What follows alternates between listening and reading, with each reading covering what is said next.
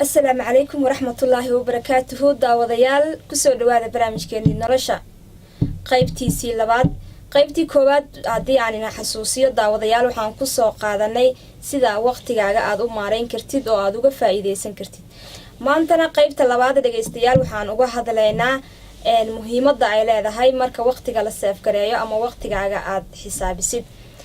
hagaag daawadayaal waxaa jira haddii aad waqtigaaga seef gareysid muhiimadda ay leedahay koow horta waa inaad ilaahay isku xirtay oo aad ilaahay talada u dhiibatay oo wax walba oo aad qabanayso ay ugu horeynba ay kuugu horeyso talada alle.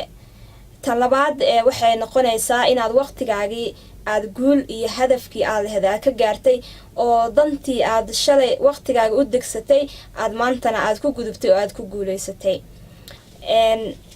kan saddexaad wuxuu noqonayaa inaad waqtigaaga aad kala qorsheysatay waqti aad wax baratid, waqti aad ganacsatid, waqti aad asxaabtaada iyo qaraabadaada aad soo booqatid.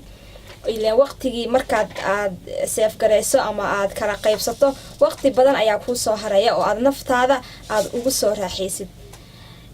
tan afraad waxaa weeye markii muhiimadda waqtigu leeyahay inaad noqotay qof isku filan oo wax kasta asaga awoodo oo qabsan karo. sida inuu waqtigiisii ku xisaabtamay oo shaqooyin badan uu waxeeyay ugu dambeyntiina uu ogaaday inuu hadafkii uu ka lahaa waqtigiisa uu ka gaaray.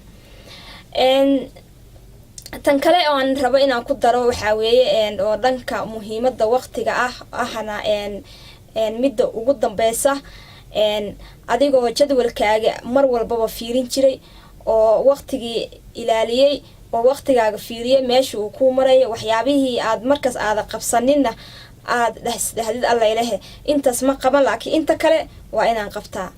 sidaas ayuu waqtiga muhiimadiisu uu ku fiican yahay. daawadayaal meel walba aad joogtaan waxaana leeyahay duhurnimo wacan oo wanaagsan, talaado wacan ayaana leeyahay daawadayaal.